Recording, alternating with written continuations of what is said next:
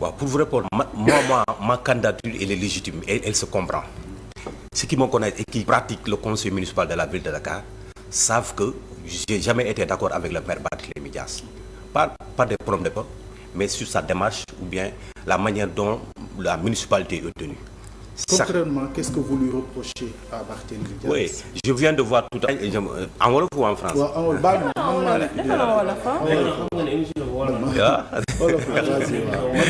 Voilà, exact. Je viens de voir ici journal Source A, quelques chiffres sur la gestion de Barthélémy Dias, que des chiffres que moi-même je doute et je demande les corps de contrôle de l'État le travail qu'il fait pour que nous ayons les vrais chiffres. Beneen bi à la première année de la gestion du maire Barthélémy Dias ñu def journée d'arrêt ñu génne ci 1 milliard. J'étais pas d'accord et au pupitre du conseil municipal je l'ai dénoncé et j'ai dit parce que à l'époque j'avais soupçonné que c'était une manière de récompenser des militants politiques et en réalité c'est ce qui s'est passé.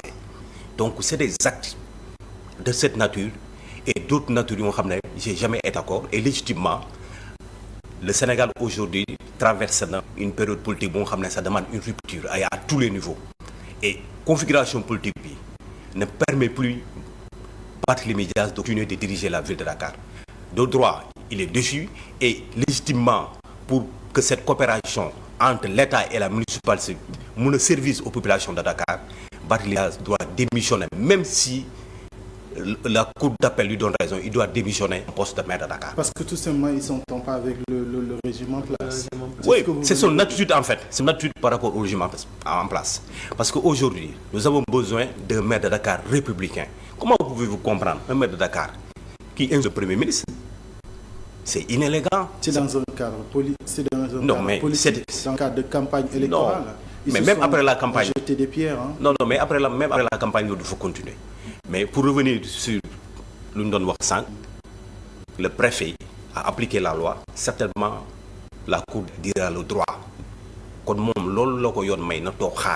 Mais c'est la première âge du bureau municipal, une part du bureau municipal qui ne veulent pas prendre leurs responsabilités. Et nous... c'est la responsabilité. Oui, absolument, c'est ça. La première adjointe de droit, elle est la maire.